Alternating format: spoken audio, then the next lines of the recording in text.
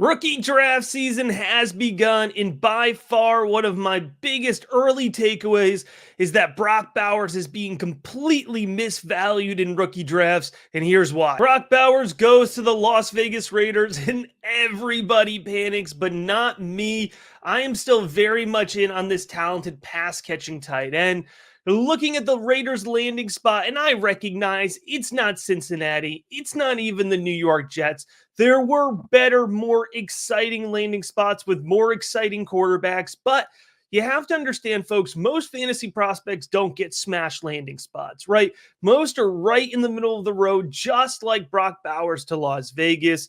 When I'm looking at the landing spot here, I want to point out that he's still going to be good for 100 plus targets. And we'll get into the breakdown here in a second for that full projection. But Brock Bowers is going to see the ball. You don't have to worry about him and Mayer playing at the same time. I know they invested high draft capital into Michael Mayer last year, but you have to know Brock Bowers can line up all around the field, right? So Bowers can line up split in, he can line up split out, he can even line up in the backfield at times as a quasi running back. He did take handoffs at Georgia. So the Raiders have clearly committed to what I would call a more creative passing offense, right? You have Devontae Adams, who they refused to move on from this offseason. They didn't double down on Josh Jacobs, right? They didn't continue and extend him, and they chose instead to go with Zamir White. So they're going to want to air out the ball. I know Gardner Minshew isn't a top tier passing quarterback, but he's a pretty solid quarterback. It's one where you can throw the ball, 30 plus times in a game.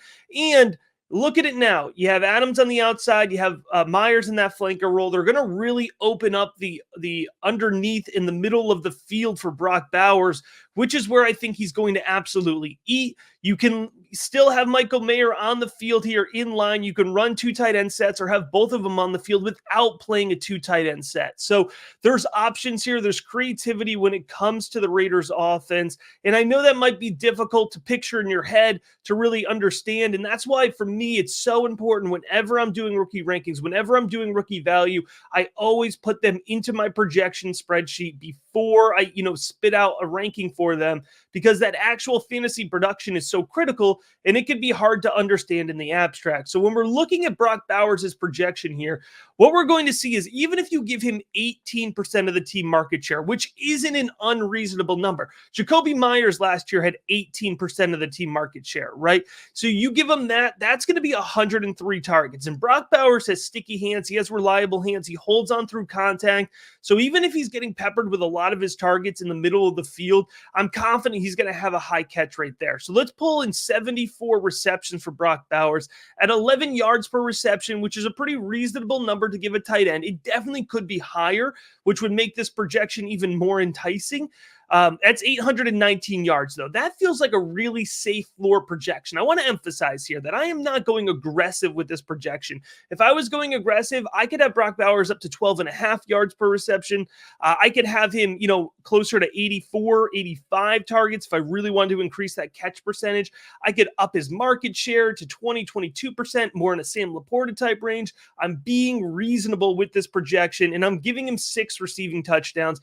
Bowers is a monster in the red zone. And honestly, I wouldn't be surprised if he got a couple handoffs in the red zone too. I know that sounds super aggressive and a little out there, but I'm telling you folks, it's absolutely possible. Rookie draft season is upon us, and there is no better way to get ahead of your league mates and win your rookie drafts than the resources available over at patreon.com/rookiebigboard. For just $5 a month, you can get access to our in-depth dynamic rookie rankings, the 110-page 2024 rookie guide, and perhaps most importantly, the Rookie Big Board Discord, where you can get actionable insight and advice personalized for your fantasy roster and your fantasy football rookie drafts. There is no better way to get ahead of your league mates than to head on over to patreon.com/rookiebigboard. So the projection looks good in a vacuum, right? But how is that relative to the overall tight end landscape? That's some good context for you to have. So when you look at my seasonal projection here for Brock Bowers, you're going to see I have him as tight end 7 overall. Again, that's not an overly aggressive projection for him. He's going to have 155.2 fantasy points. That's 9.1 fantasy points per game in half PPR formats. All my projections are in half PPR. That's one spot behind Kyle Pitts. and that's one spot ahead of Dalton Kincaid. Put in your brain how you feel about Dalton Kincaid in the Buffalo Bills offense. You give it a slight bump. That's how you should feel about Brock Bowers in the Raiders offense, right? So the seasonal impact, he can plug into your lineups. He can play right away. I'm very confident in saying that. But what's the long-term impact, right? Because of course, if you're taking him in a rookie draft, you care about the short term, but you definitely care about that long-term value. And at the tight end position, if you can project short-term increase or short-term production, you're going to see long-term increase in value. That is just a proven fact. Look at the way that Sam Laporta's value has skyrocketed over the last year. Even Dalton Kincaid has skyrocketed with some early production. When we're looking at the dynasty impact for Brock Bowers, he is still easily my rookie tight end one. I'm not taking another tight end until the mid to late second round, and that's actually kind of a bullish take, but we'll get to that on a separate video. Brock Bowers is my dynasty tight end too. In my rookie rankings, it's set up over at patreon.com/rookiebigboard. It's set up so you can directly compare to where I have the dynasty ranking of players. And Brock Bowers is right there. It's close with Mark Andrews. It's close with Travis Kelce. It's close with Trey McBride. Those are the types of guys that are in the same dynasty range as him. But I do give Bowers that slight lean over those players. I'm taking Brock Bowers. Here's the meat and potatoes. Here's the takeaway of the episode. I'm taking Brock Bowers 105. If you have a tight end premium, you should consider him as a top 4 pick. But for me, that 101 through 104 is a tier in and of itself. It's Caleb.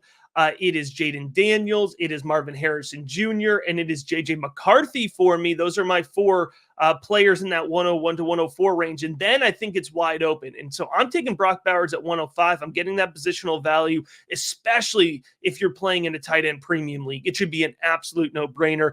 Based on what I'm seeing out there, I think I'm going to have pretty heavy exposure on Brock Bowers. If I'm taking him at 105, I'm going to have him probably in between 26 and 40% of my leagues. I always like to finish with this because I want to give actionable insight, and I'm not going to tell you to do anything that I'm not going to be doing. So if I miss here on Brock Bowers, we miss together, but I feel pretty confident that I'm going to be hitting on Brock Bowers. This time next year, I'm going to be looking at having, a top 3 dynasty tight end. His value is going to increase. He would have helped me in my, win my championship the year before. It's a really nice landing spot for Brock Bowers. The biggest takeaway here, don't overthink it. If you want to see my rankings, the full player breakdown on Brock Bowers, how he fits in the 2024 rookie guide, head on over to patreon.com/rookiebigboard and let's chop it up over there.